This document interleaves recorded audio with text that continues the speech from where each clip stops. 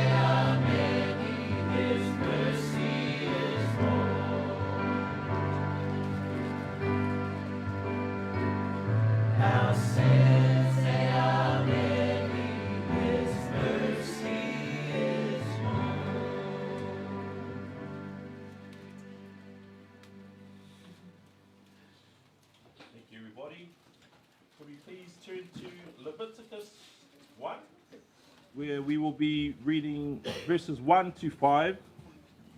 Levitiko muamua ai muamua le lima. Leviticus 1, verses 1 to 5. Levitiko muamua ai muamua le lima. We are continuing our journey to see Jesus in all of the Bible. So we arrive here in Leviticus, which follows straight after the book of Exodus. So a bit of context behind the book of Leviticus. One of the main themes is the holiness of God and God's will for Israel to be holy as well. God prescribes ways people can attain personal holiness and forgiveness of sins with specific instructions regarding sacrifices. These sacrifices covered people's sins, but only temporarily, and so were required to be done regularly. Hebrews 9:22 says, "Without the shedding of blood, there is no forgiveness." Animal sacrifices were a means to cover sins, but again, only temporarily. But when done with a truly penitent and thankful heart, then it was a sweet-smelling aroma to the Lord. That's a reference to verse 9.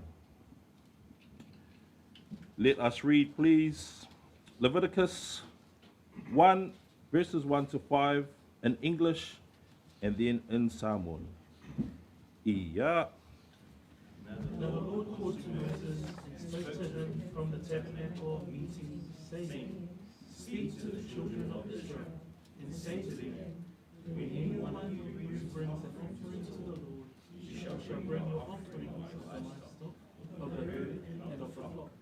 If this offering is a burnt sacrifice of the herd, and of a male without blemish, he shall offer it of his own free will at the door of the tabernacle of meeting to the Lord.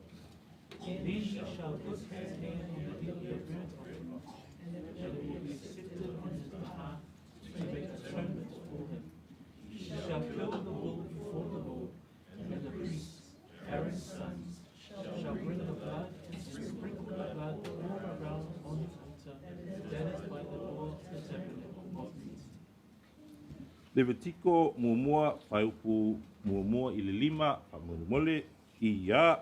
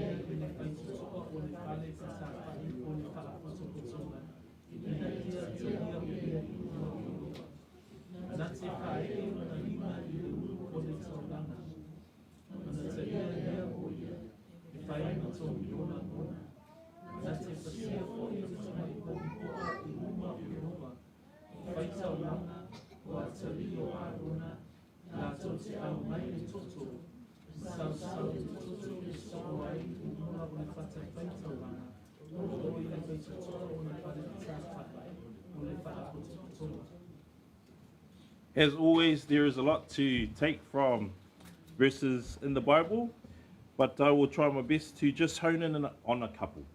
So I'll break down a few words from the verses. You would have read from your version, tabernacle. I have here tent of meeting. This was a place where God met his people, Israel. Okay, verse 2 talks about herd or flock. So offering animals from the herd or the flock. Now, the point here was that it was meant to be something that costed you, something of value to you. Perhaps you had brought up these animals for some time and you had to take this animal to be offered as a sacrifice. So there was a cost to you. Verse 3 talks about a burnt offering. Now, this is one of many different sacrifices that are talked about in the book of Leviticus. but it was a burnt offering completely consumed by the fire. So it was a total offering. Nothing was to be spared. The smoke ascending was to express a scent of the soul in worship. We look in the same verse, a male without blemish. So this is very specific, and God had very specific orders in which he wanted things to be done. Very specific way. He wanted sacrifices, and he wanted a male without blemish. So it had to be your best, not the limp lamb with a broken foot in the corner. It had to be a male without blemish. Verse 4 says, "And he shall lay his hand on the head of the burnt offering." This exercise was to symbolize the transference of your sin onto that animal. Your sin was being transferred to that animal. And all the animal activists will say, that's not fair, the animal did nothing. And yes, you'd be right, the animal did nothing. So your sins were transferred to that animal. And verse 5, blood. My version here, the blood, splash the blood around on the altar. That is at the doorway of the tent of meeting. I know it says sprinkle in some other versions.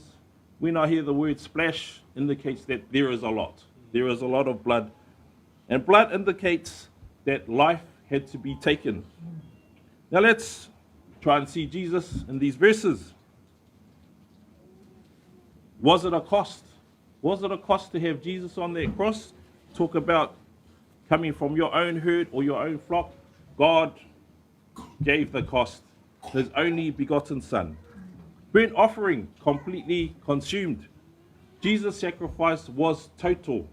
It was to cover us for all entirety. The smoke is a soothing aroma to Yahweh. We see that in verse 9, which we haven't read here today. But Jesus' sacrifice was a sweet-smelling aroma to the Lord. A male without blemish. Jesus was without sin, without blemish. He was male too. And he was our best sacrifice. He wasn't the leper in the corner. Oh, we don't need him. Take him to be sacrificed. Right?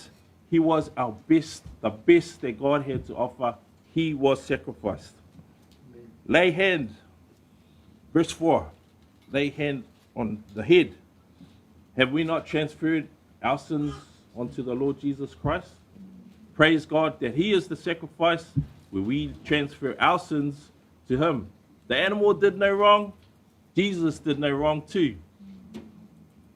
He is the perfect sacrifice. He did nothing. And yes, we talk about the blood.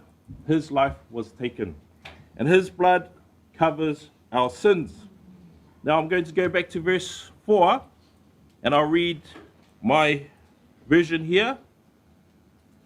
And he shall lay his hand on the head of the burnt offering, that it may be accepted for him to make atonement on his behalf. On his behalf. The word atonement means to cover. And so our sins have been covered by Jesus' blood.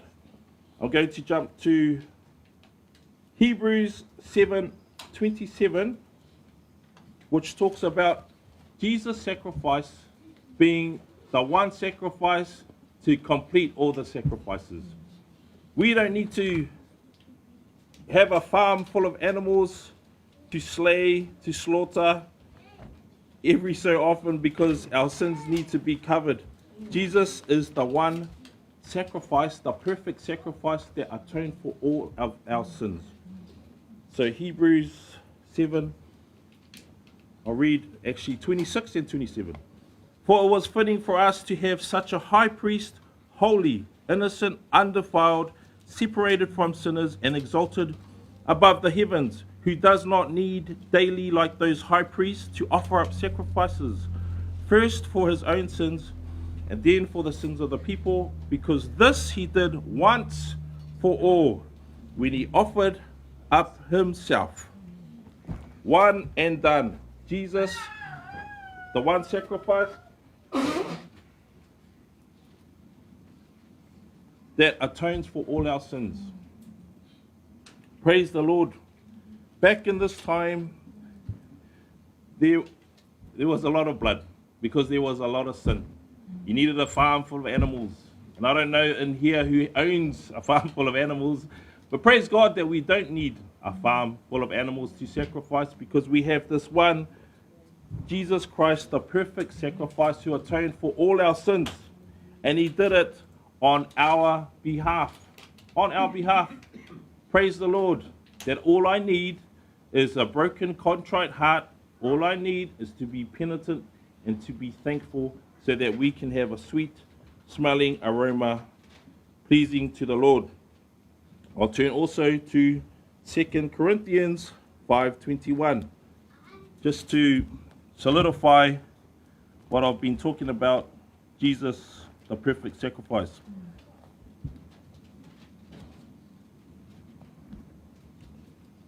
Second Corinthians 5:21 says, He made him who knew no sin to be sin on our behalf. Very blessed words for us, on our behalf, so that we might become the righteousness of God. Again, he made him who knew no sin to be sin on our behalf, so that we might become the righteousness of God in him. Praise the Lord that we have Jesus Christ. We don't need to slaughter animals anymore. Mary can look after her lamb and keep its fleece white as snow, but it's not as white as Christ's righteousness. So praise God that he yielded his life in atonement for sin, so that all may come in and sing the rest of the song that's about to come up. So let's stand, let's sing, let's worship our Lord.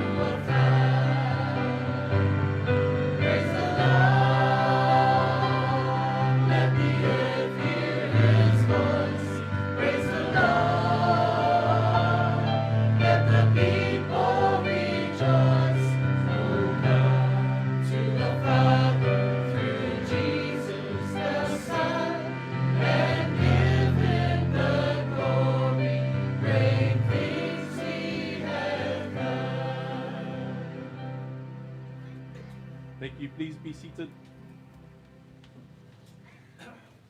We will take a break from 1 John, and I'll introduce you to one of our other elders, Falanisi, who will share with us today. Praise the Lord.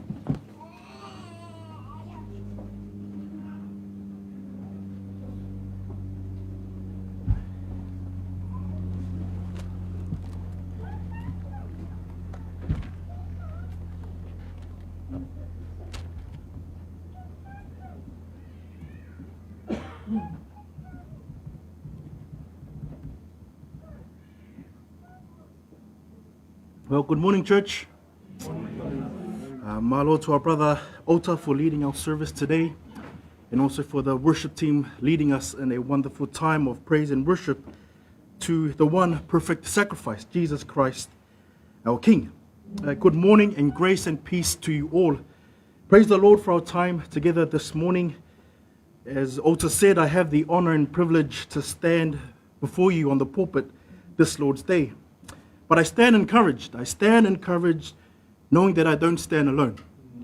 I stand encouraged knowing that my brothers are also standing here preaching and teaching the truth of God's word. May his name be glorified and honored, and may he grant me mercy and grace as I take the pulpit this morning. Please, if you have your Bibles with you, please turn to the book of Colossians. For our Samoan Bible readers, Colossae. The book of Colossians, and for our Samoan Bible readers, Colossae. As always, while you're making your way there, I'll give an overview of this book and briefly go over the chapters which will lead in to our focus for today. So the book of Colossians is one of Paul's prison epistles, and it is written around AD 60 to AD 62. Colossae was a city in Phrygia, which was in the Roman province of Asia. And the city of Colossians was a thriving city in the 5th century BC. And they had a mixed population of both Jews and Gentiles. And this mixed population of Jews and Gentiles also had different teachings, including Jewish legalism and pagan mysticism. The church in Colossae was likely started during Paul's third missionary journey in Ephesus. Studies suggest that Paul passed through Colossae on his way to Ephesus, though he wasn't quite acquainted with the believers there. Colossians chapter 2, verse 1. There is no recorded evangelistic work directly in Colossae, but Acts chapter 19, verse 10 notes that Paul's ministry in Ephesus, which is about 100 meters west of Colossae, was so effective that all of Asia heard the word of the Lord, both the Jews and the Greeks. And it is believed that a man named Epaphras was saved during Paul's time in Ephesus, and he was also the founder of this church in Colossae. Epaphras, concerned about false teaching creeping into the church, reported to Paul both the progress of the believers and the dangerous heresies that's starting to take place. And Paul, in his Roman prison, hearing this report about the false teachings and about the believers, pens this letter from his Roman prison. And in this letter, Paul addresses the church in 5 parts. Part 1, we see Paul's introduction.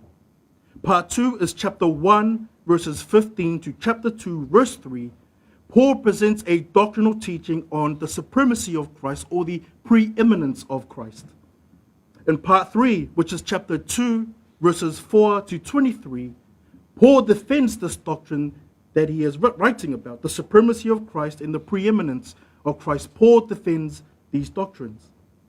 In part 4, which is chapter 3, verse 1 to chapter 4, verse 6, Paul explains how this doctrine should change the life of a genuine believer. And then we come down to part 5, chapter 4, verses 7 to 9. Paul concludes this letter. For this morning, we'll be looking at part 4, which is chapter 3, verses 1 to chapter 4, verse 6. But we will only focus on verses 1 to 4. So that's Colossians chapter 3, verses 1 to 4. where the Apostle Paul reminds us of our new identity in Christ and how that should shape the way we live. The title of today's sermon is Living with an Eternal Perspective, setting our minds on things above. And there will be 4 points I would like to put forth for us to consider and be encouraged by. Point 1 is the reality of being raised with Christ. Point 2 is seek and set your mind on things above. Point 3 is your life hidden with Christ. And our last point is point 4, hope of glory for the believer. So again, point 1, the reality of being raised with Christ. Point 2, seek and set your mind on things above. 3, your life hidden with Christ. And 4, the hope of glory for the believers. Can I ask our English Bible readers, please, to read from our text this morning, Colossians chapter 3, verses 1 to 4, followed by our Samoan Bible readers, Kolosi tolu fai upu mua mua I le wha. Our English Bible readers, please, Colossians chapter 3, verses 1 to 4. Ia. Seek those things which are above, where Christ is sitting, at the right hand of God. Set your mind on things above, not on things on the earth. For you died, and your life is hidden with Christ in God. When Christ, who is our life, appears, then you also will appear with him in glory. Our Samoan Bible readers, please, Kolosse tolu fai upu mua mua I le wha. Ia.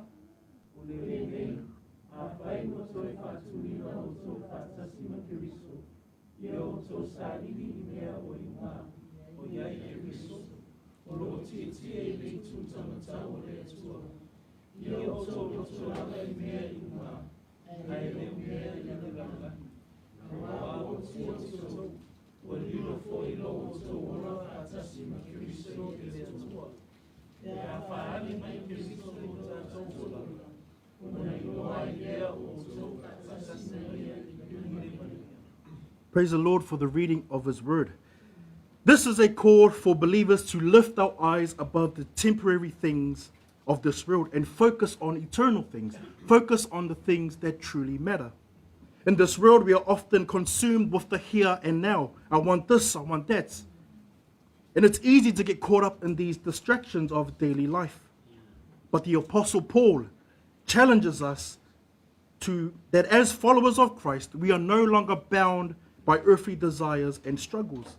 Instead, we are called to live with this new perspective, one that reflects the reality that we have been raised with Christ and also reflects the ultimate hope in his return.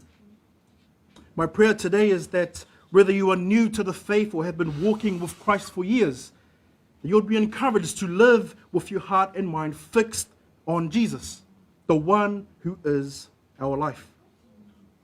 In the New King James, Colossians chapter 3, verses 1 to 4 reads this. If then you were raised with Christ, seek those things above, where Christ is sitting at the right hand of God. Set your mind on things above, not on things of the earth. For you died, and your life is hidden with Christ in God. When Christ, who is our life, appears, then you also will appear with him in glory. The passage from Colossians chapter 3, verses 1 to 4 invites us into a deeper reflection on the reality of being raised with Christ. The Apostle Paul speaks to the Colossians, urging them to adopt this heavenly perspective in their lives, emphasizing the profound change that occurs when someone believes in Christ. This passage speaks not only to the Colossians, but also to us today, calling us to recognize a new identity as believers. The letter of Colossians is written to a church grappling with false teachings, and Paul reminds them of the doctrines that he wrote about. The preeminence of Christ and the supremacy of Christ should be an every aspect of life. And this passage is crucial for understanding the implications of salvation and how the life of a believer should be different due to the union with Christ. Colossians, like many of the New Testament, calls us to lift our eyes above the fleeting and temporary things of this world and focused on the eternal things, focused on the spiritual truths. And the theme of new identity in Christ runs right throughout the Bible, from the book of Genesis to Revelation. The change described here has its roots in the gospel, the death and the resurrection of Jesus Christ, and points us forward to his return in glory. As we explore these verses, we will discuss, or you will hear, how they will challenge us to live differently, how they tie into the overarching message of the Bible, and how they will ultimately point us back to Christ as our life. We will go through these verses, and then I'll end with an application for us to consider. Let us start with the first point, which is found in the first part of verse 1. That is the reality of being raised with Christ. And verse 1 reads this: "If you were raised with Christ, seek those things are above, where Christ is sitting at the right hand of God." Paul begins verse 1 with, "If you are raised with Christ," or "if you have been raised with Christ." And this is a key statement in chapter 3. Paul's language here is not a question, but he is declaring the reality for believers. In Colossians chapter 2, verse 12, Paul speaks of the spiritual baptism that the believer undergoes when they come to faith.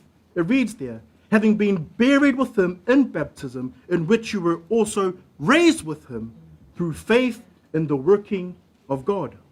The old self, the old former self, the old sinful nature is dead, and we are now raised with Christ to live a new life. And this new life is hidden, is secure in Christ, and marked by the righteousness of Christ. Being raised with Christ speaks to the believer's spiritual resurrection. When Jesus rose from the dead, he secured a victory over sin and death. Believers are spiritually united with him in this victory. And if you think about it, we've already been raised. We've been raised with Christ because our new identity has shifted from death to life, from sin to his righteousness. Now, at the time, the Colossians were being drawn into trying to earn their righteousness through their own efforts, through their human traditions. But Paul makes it very clear. Their identity is secured in Christ. They are complete in him. Colossians chapter 2, verse 10. They don't need to add anything onto their salvation. It's not salvation plus. It's Christ and Christ alone. And this truth, you have been raised with Christ, is foundational to the Christian faith, as seen in the book of Ephesians, chapter 2, verses 5 to 6. It reads this: "Even when you were dead in trespasses, made us alive together with Christ. By grace you have been saved, and raised us up with him, and seated us with him in the heavenly places in Christ Jesus." I think a perfect illustration to this is our sports team. Hey, when one player wins a trophy, they all celebrate and they all participate in that victory. Well, Christ's resurrection is the ultimate victory over death and sin, and all believers triumph in that victory. This identity change is a call to live as people who have been brought from death to life, which changes everything about how we live and how we view the world.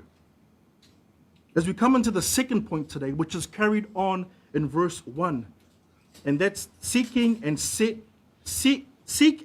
your mind on things above. The text reads there, "Seek those things which are above, where Christ is sitting at the right hand of God." Paul gives a command here. It's not a suggestion. It's not a think about it, marinate on it, and then come back tomorrow. It's a command, and it's a verb. That verb, seek, conveys a ongoing action, not a part-time rental. I do it on Sunday and go back to my way of living on Monday. It's a ongoing thing. Seek conveys a ongoing action. It's a command calling the believer to an intentional pursuit of heavenly realities. The word seek suggests a focus and attention towards something of greater value. Just like someone who seeks treasure, the believer is called to set their hearts and minds on the eternal things of God. Now, seeking the things above involves more than just your occasional thoughts or actions. It's a way of life. It's a lifestyle that aligns with God's eternal purposes. It means prioritizing God's kingdom over the fleeting distractions of this world. Now, a question may arise there. Okay, cool. We're learning about seeking and setting our mind on things above. Okay, what does it mean to seek the things above? What does it mean to seek the things above? Well, for the believer, the renewed mind should be thinking heavenly priorities over earthly pleasures. Heavenly priorities over earthly pleasures. The Colossians were surrounded by a culture that emphasized materialism, self-reliance, and the pursuit of earthly status. And Paul here challenges them and challenges us not to conform to these values. Matthew 6:33 reads this, "But seek first the kingdom of God and his righteousness, and all these things will be added to you." A question for all of us, including myself here today. What are we seeking in our life today? Is it the fleeting pleasures of this world, or are we focused on the eternal things of God? Now, the Colossians at the time were tempted to mix together their earthly philosophies with their faith. But Paul calls them to a single-minded devotion to Christ. Another question that could come. Cool, now we know it's heavenly priorities over earthly pleasures. Why then? Why should we seek the things that are above? Because as believers, that's where Christ is. Christ is no longer in a tomb. He's no longer on the cross. He's risen, ascended into the heavens, and sitting at the right hand of God. Paul points this out in this very passage. He points to Christ's heavenly position at the right hand of God. And that's a position of ultimate power and authority. Psalm 110 verse 1, Acts 2:23. This reminds believers that Christ reigns over all things, and everything in our lives should be viewed through the lens of his lordship. Now, our faith is not rooted, should not be rooted in the ideas of self-help principles. Again, these things can be okay, but they're all temporary things. But the faith that we have should be rooted in Christ, who reigns over the universe. To seek the things of Christ above is to submit to Christ's authority and allow his reign to shape the way we live, the way we think, and the way we act. Now, I know that as Christians, we will go through times of trials and suffering. And like, our road as Christians is not perfect. It's not hunky-dory. But even in the midst of life's trials, remember that Christ is seated in authority over all things. He is the ultimate source of hope, peace, and security. Seeking the things above is not just an exercise in thinking. It's a realignment. It's a examining your life. It's a really investigating what are your priorities and realigning it back to Christ's sovereign rule. Now, I know it's hard because we live in a world as well that constantly distracts us with the fleeting material things of this earth. We are called to seek things above that. Seek the eternal things. This instruction challenges us to examine our desires and our priorities. The idea of seeking things above involves looking beyond the temporal pleasures, struggles, and concerns of this world.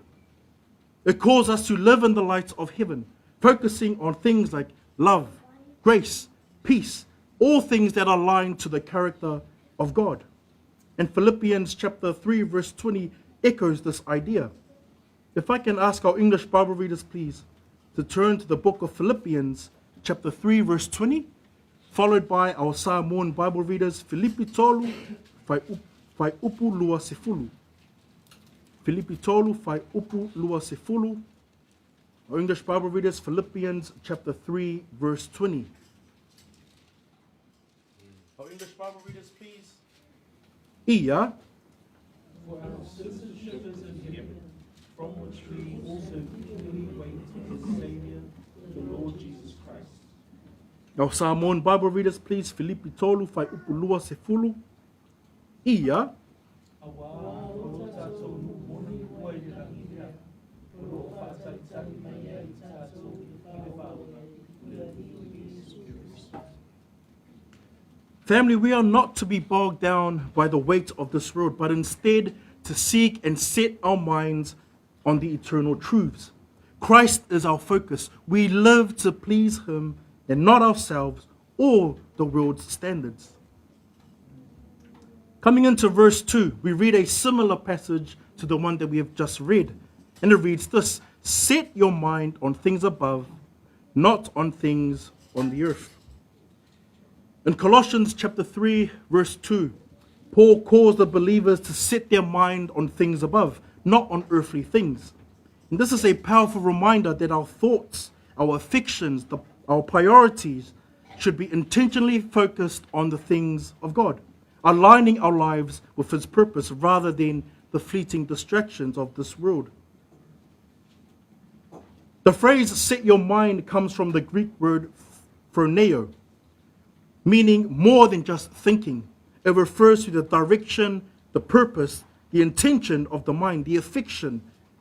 It's about consciously choosing where we place our thoughts and desires. This command is central to the letter of Colossians. In the first 2 chapters, Paul emphasizes the doctrines that he was talking about, the supremacy and the preeminence of Christ, and the fullness of life that's found in Him. In chapter 3 here, he shifts to how believers should live in the light of these truths. The call to set your mind on things above is not just about random thinking. It's about deliberately. It's deliberately choosing to focus on heavenly things, eternal things, things that reflect Christ's character and His will. Cool. You may ask, we're learning about the mind, setting our mind on things above. How do we then set our mind on things above? To practically set our minds on things above, Paul provides guidance on how we can live with eternity in mind. Number 1, spending time in the Word of God.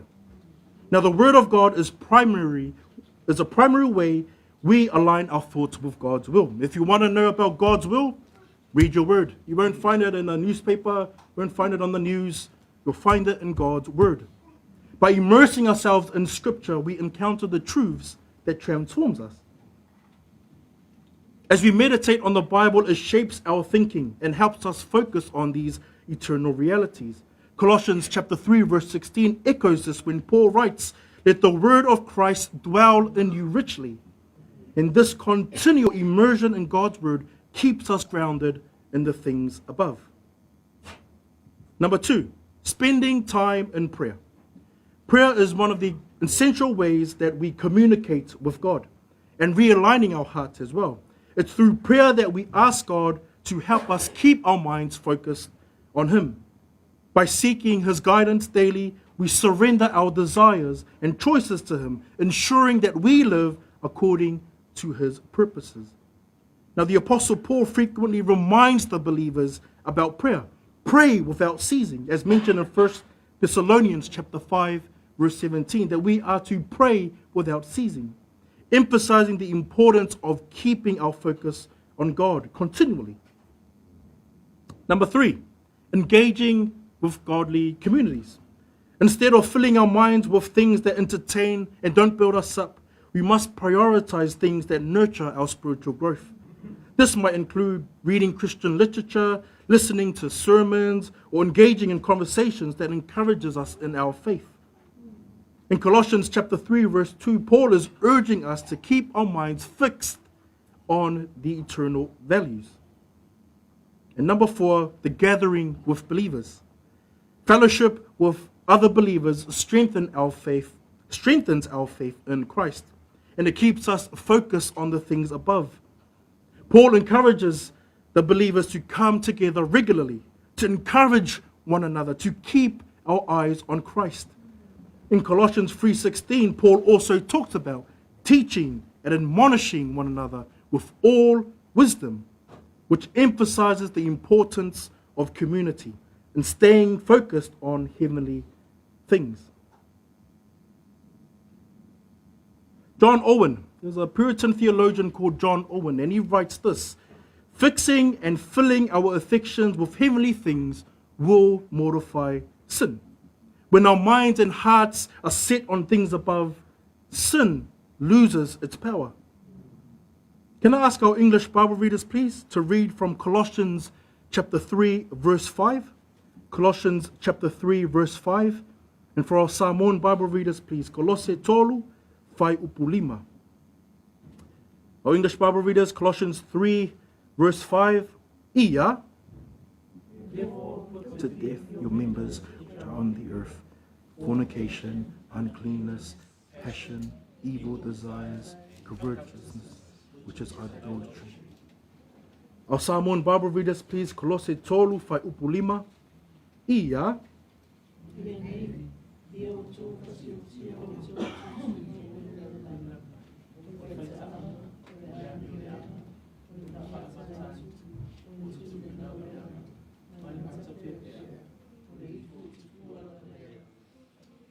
Paul writes in Colossians chapter 3, verse 5, put to death, therefore, whatever belongs to your earthly nature.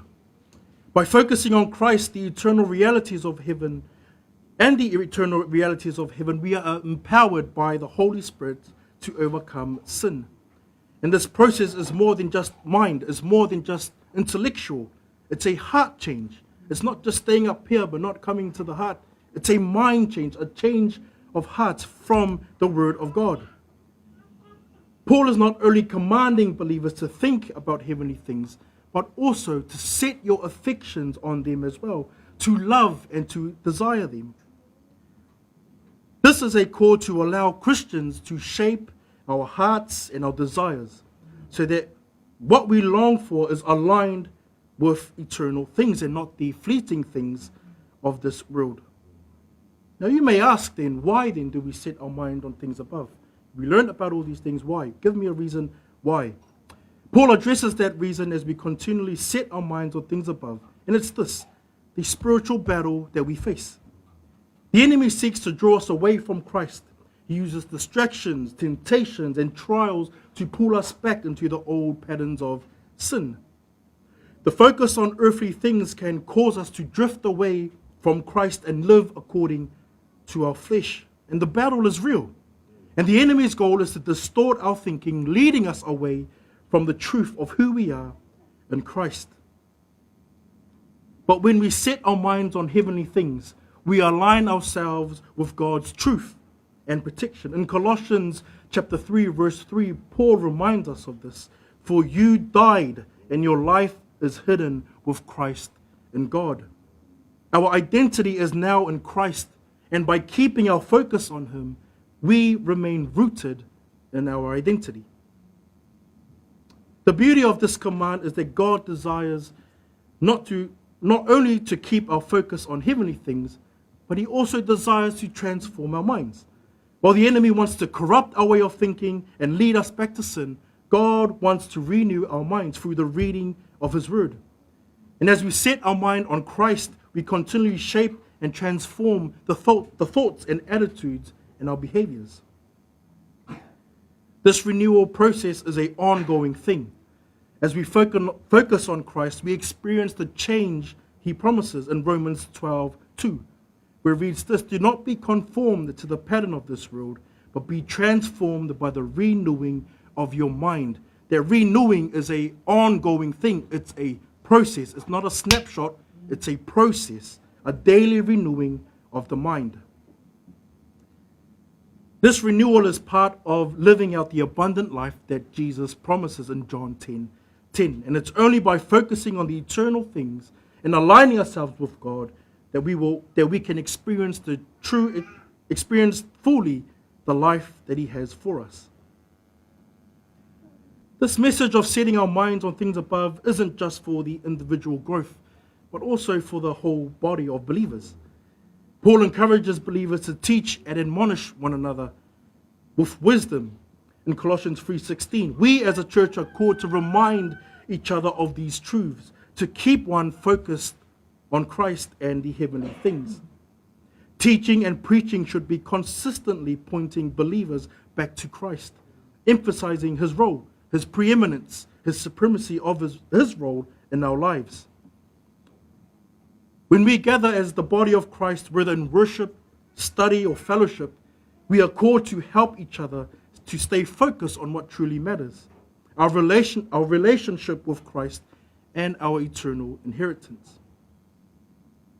Coming into verse 3, and that's point 3, your life is hidden with Christ in God. It reads this, for you have died and your life is hidden with Christ in God. He starts there, for you have died. This statement is a reflection of theological truth. Paul has already introduced this in the earlier letter, especially in Colossians 2, verse 20, where he says, since you have died with Christ to the elemental spiritual forces or the basic principles of this world, why, as though you still belong to the world, do you submit to its rules? This death that it's talking about is not referring to a physical death, but to a spiritual one. Paul is speaking to believers who have been reunited with Christ in his death. Romans 6:6. It represents the death of the old self and the old sinful nature, the self that was dominated by sin and the world's system. And this is a key point. This death is a key point because it connects to the cross of Christ. Just as Christ physically died, believers died spiritually with him, symbolized through baptism. Romans 6, verses 4 to 5. The old life is crucified and the believer's identity is now tied to Christ. This verse offers freedom to the congregation. Christians are not meant to live in bondage to sin. They have died to it, and therefore sin no longer has power over them. The call is to walk in the freedom of the new life that Christ has provided, and that's walking in obedience to his word. And this truth should change and shape how we approach the struggles and challenges of life as we recognize that our life is found in Christ. Now in New Zealand, we are often drawn into the pressures of career success. Go to school, get a good education, get a good job, and possibly climb the corporate ladder. I'm not saying all these things are bad, but if that makes us set our minds on those things and seek those things, then I believe we might need to reprioritize our priorities. And verse 3 carries on, and your life is now hidden with Christ in God. In the part where it mentions hidden with Christ, this truth has two meanings. One, it means security for the believer. The believer's life is safeguarded in Christ. Just as a treasure is hidden away in a vault, the Christian's life is hidden in Christ, safe from the world's attack and protected by God's power. 1 Peter chapter 1, verse 5. And number 2, it's a mystery. The believer's true identity is not yet fully revealed to the world. To the world, the Christian might appear ordinary, or as we stand in the markets, they look at us funny, like, hey, who are these guys? But our spiritual life is hidden in Christ. And only at the return of Christ will we see the fullness of that life be revealed. Colossians chapter 3, verse 4. And that last part of that verse, in God. In God. The believer's life is not hidden in Christ only, but also in God. This signifies a secure union with the Father. The life of a believer is completely connected to the triune God. God the Father, Jesus the Son, and the Holy Spirit. This altogether offering security and protection. The believer's real identity is in Christ and is hidden from the world. Our true eternal life is secure in Christ. And this is not something that can be shaken or taken away by circumstances. Our ultimate value and worth are found in Christ, not in external appearances, not in our accomplishments. This is a call to live with an eternal perspective. Since our life is truly hidden with Christ, we should not place our ultimate value on temporary things, degrees, work, the job promotion, Our identity in Christ is secure, and that should change how we approach everything. I remember talking to the brothers on Thursday night about how do we encourage one another to stay in work, to continue to work. We discussed with the brothers, and Pastor Vaivai was able to give a eternal perspective. If you know that this is a responsibility from the Lord, then that alone is enough. This is something that men are commanded to do through the word, offering that eternal perspective. This is written in the word. That should be enough to keep you going at work. Our identity in Christ is secure, and that should change how we approach everything. Our work, relationship, challenges, and even our own suffering. We come down to our last verse, and that is verse 4, and our last point, the hope of glory for the believer. And it reads this: when Christ, who is your life, appears, then you also will appear with him in glory. The passage ends with a beautiful hope. When Christ, who is your life, appears, then you who believe will also appear with him in glory. That word appears is a verb in the future tense, indicating the second coming of Christ. This is an event that has not yet occurred, but is certainly will happen in the future. The phrase, who is your life, is important because it points to the fact that Christ is the source of a believer's life. Not just the origin, not just a side person, not just a friend. The very essence of a believer's life is founded in Christ. John 14, verse 6. In the Colossians, this phrase connects directly to the themes of the preeminence of Christ and the supremacy of Christ throughout the letter. In Colossians chapter 1, verse 16, Paul says, "For by him all things were created. All things were created through him and for him." In Colossians 1:18, Christ is referred to as the head of the church, the one who holds all things together. Here in chapter 3, verse 4, Paul is reminding the believers that Christ is their life, their source, their purpose, their future hope. The return of Christ is the ultimate hope for the Christian. This verse reminds us that the present sufferings and struggles that we go through here in this world and what we face are all temporary, and they will fade away by the glory that awaits us when Christ returns. Romans chapter 8, verse 18 reinforces this. And if I can ask our English Bible readers, please, to turn to Romans chapter 8, verse 18, followed by our Samoan Bible readers, Roma valu pai upu se fulu valu. Our English Bible readers, please. Romans 8, verse 18. Ia, for I consider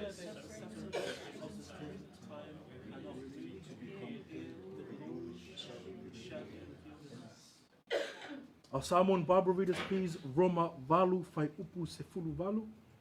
Ia,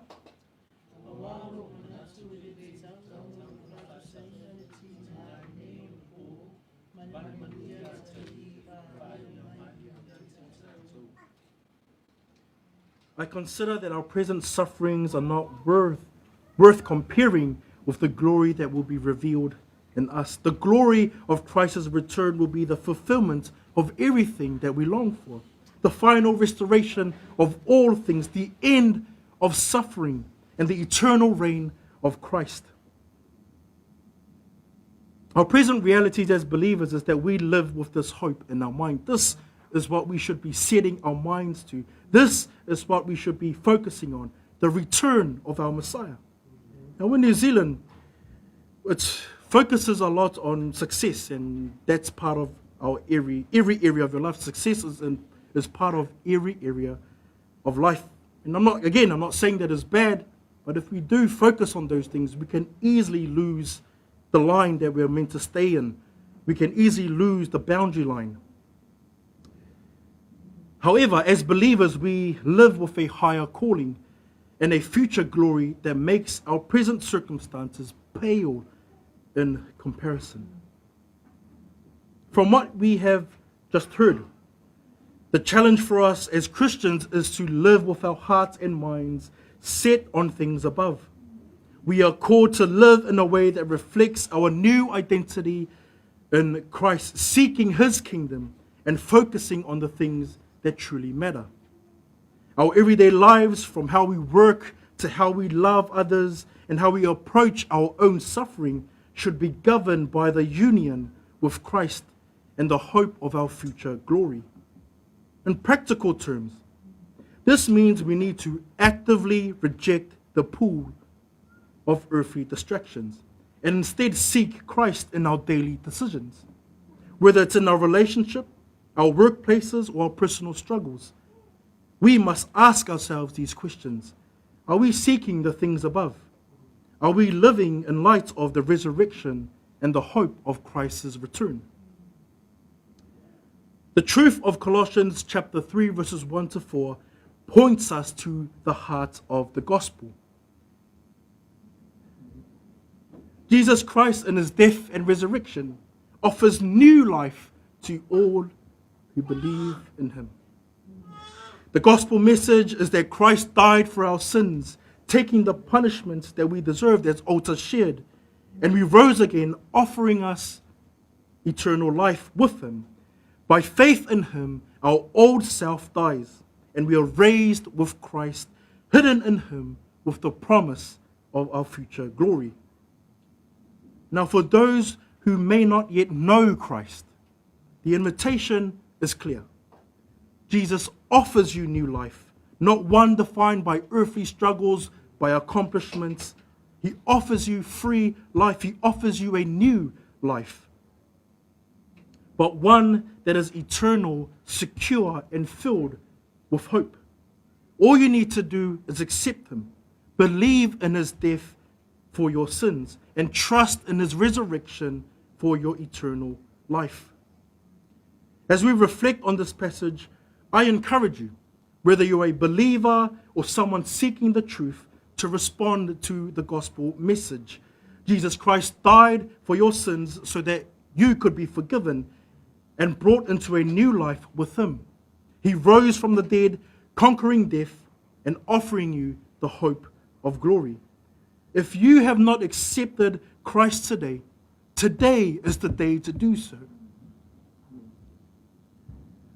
Today is the day of salvation.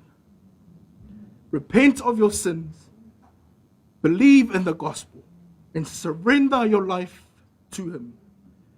For those of us who already know Christ, may you continue to seek the things that are above, living out our true identity in him as we eagerly, steadfastly wait for his return. What I have done, family, is just scratch the surface of these verses. I encourage you, when you have time, read this beautiful epistle yourselves and be encouraged by the truth of God's word. Be blessed today, church. Let me end this time off with a word of prayer. Then I'll hand it over to our brother, Taufa. Let us pray.